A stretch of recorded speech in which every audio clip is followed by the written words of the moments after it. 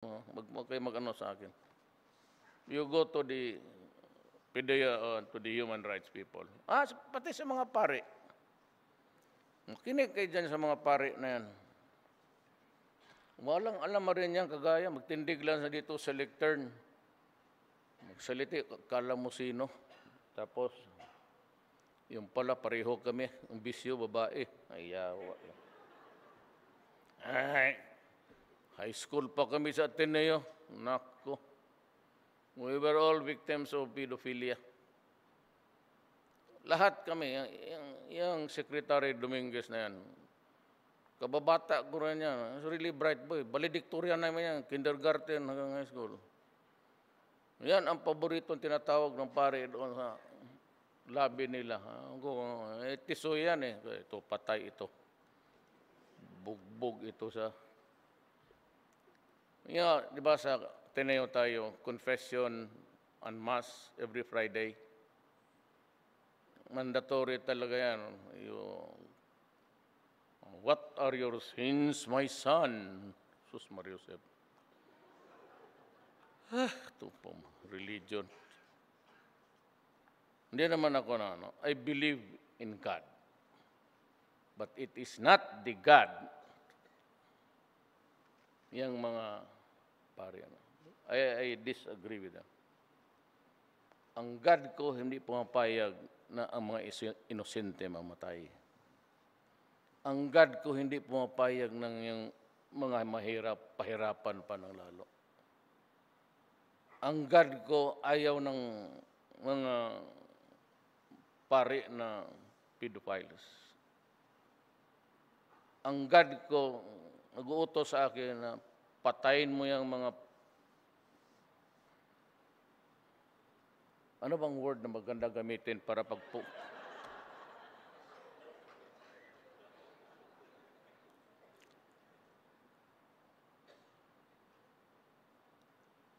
My God is not an oppressive God.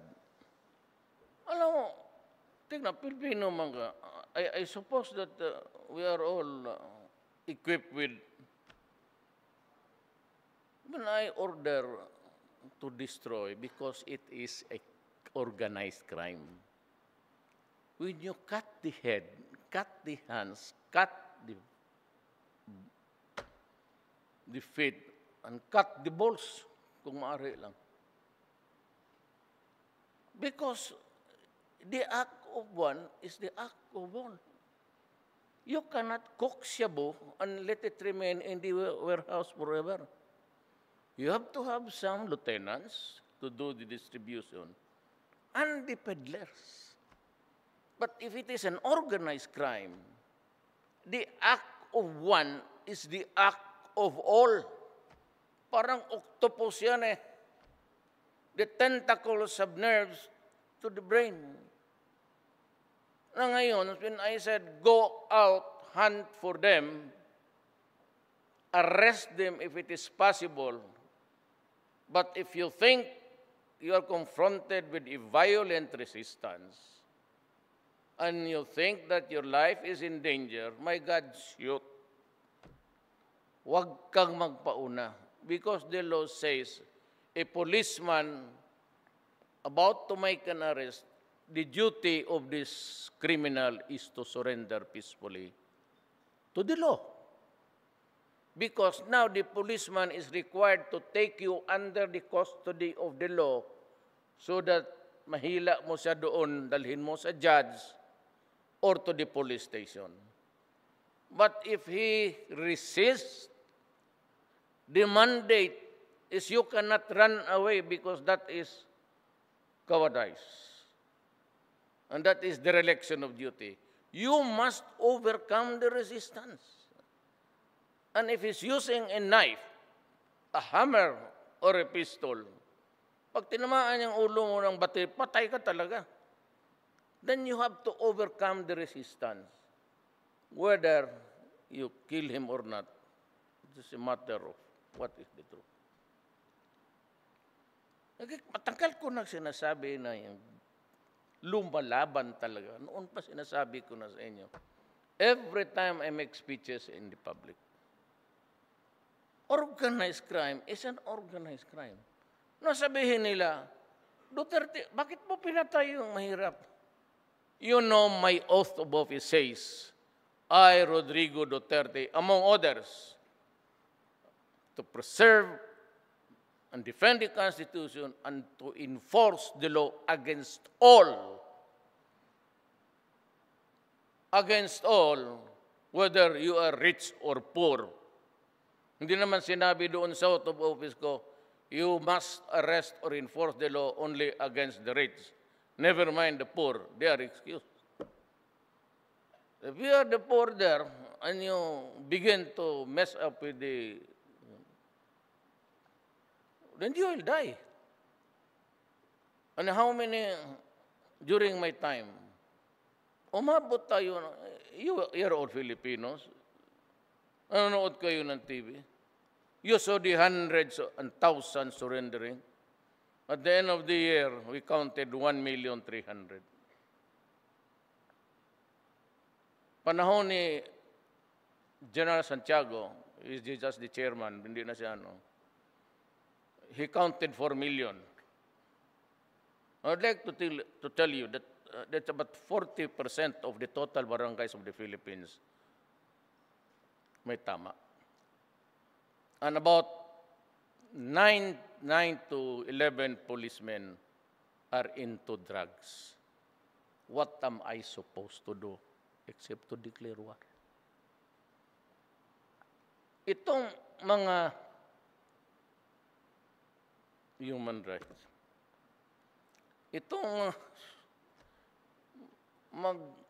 they invite representatives to come to the Philippines and to investigate. What do they get? Are they brought to the shooting stations there in Tondo, in Sampaloc, Santa Ana? They're handed down documents, extrajudicial killing, 4,000, may 7,000. Dublihin mo na. Gawin mo ng 20. Wag mo na, do not be so conservative. Make it a liberal thing. 20,000. Sabi mo, 20,000 namatay? Okay. How about the hundreds of thousands of Filipinos, children, housewives, being raided in their houses when the husbands are not there, and killed and raped because of drugs? 4 years ago, narco-politics na tayo. Hindi natin alam yan. I am not trying to blame anybody, any president, but it was only during my time lumabas itong ugly reality. Ang pinapakita sa mga ilan ang namatay? That's a drink actually. Bakit mo bilangin yung ilan ang namatay? Bilangin mo muna kung ano ang ginawa sa mga anak natin ng mga nyo.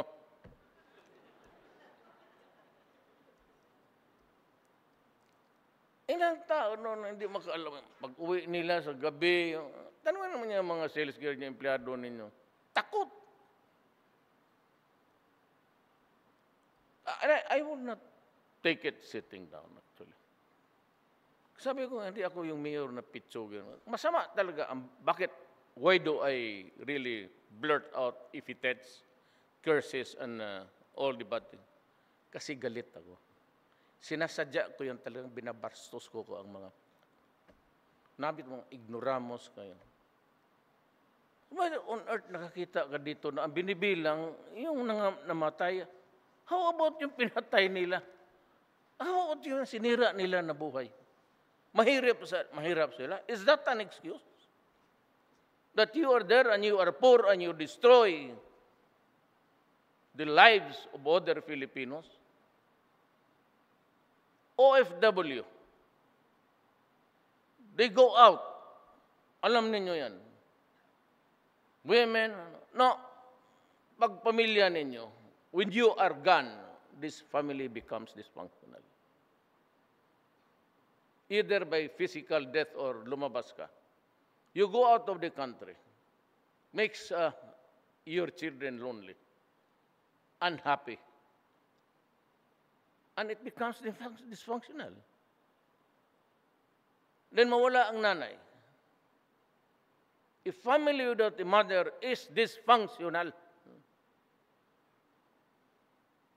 Itong tatay lalabas to work for another country. Itong mga babaeng Pilipina, talagang papatahin ko. Itong mga Pilipina, nagtatrabaho doon. How many cases of Filipinas dying? What is the last declaration? Wala silang tulog. It's a uniform, it is a universal story.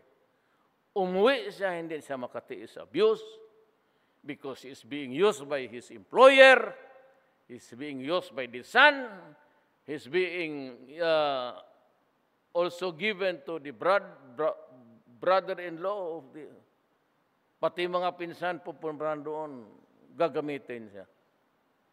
Okay, what is the mystery behind of this magpakamatay? It is the endless degradation of the dignity of a person. Pinapakain siya ng basura. Ito, universal talaga, na ang tulog niya, 2 oras. Maglinis siya sa bahay, maglinis pa siya sa bahay ng anak. Son-in-law, daughter-in-law, maglinis pa sa bahay. Bakit sa lahat ng all over the world ang Pilipino? Why is it na maraming nagsusuicide? Ngayon, they endure abuse, hunger, deprivation, degradation of his dignity. Nagtitiis yan just to earn money para mapadala nila dito sa mga anak nila at makapag-aral at may panggastos pagkain. Itong mga to, alam nila dyan sa neighborhood kung sino yung may ready. Hindi mayaman pero may pera. Kasi alam nila ang tatay nagtatrabaho, ang nanay nagtatrabaho, dublado yan. May allowance talaga yan. May pera sa bulsa yan. At magkano lang naman siya bo? Ang siya bumalit sa sisa lang, pero wholesale yan. Kita mo naman ang people afflicted or addicted by the millions. So bilangin mo at 200 a day. In one week, magkano yan? In 1 month, about 6,000. I-times mo yan yung original count ng 3. You'd come up with something like 216,000. 216 billion industry. Money that should go to the education, food, and everything for the Philippines. Kung ikaw ang presidente, no, hindi ka magalit? Kung ikaw, palit tayo. Ako makinig sa inyo dyan. Ito totoo. Napabasa ninyo. Hindi naman to akin eh. See, on the TV, we grieve whenever a dead OFW comes. Tapos ito, we try to make some amends for our fault. Matagal na sa uli yung katawan. Kung hindi ba kita mapatay? Talagang papatayin kita. Magbubulahan pa tayo dito.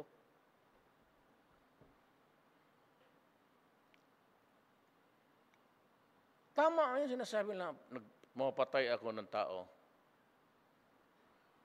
Pero kayo dyan, mamatay man tayong lahat, I do not carry any baggage of malice. Sinasabi ko lang ang totoo. Hindi ko man. Kayo yung mga ano dyan, without paying taxes. ABS-CBN, sus putang, Laki ng utang ninyo sa gobyerno.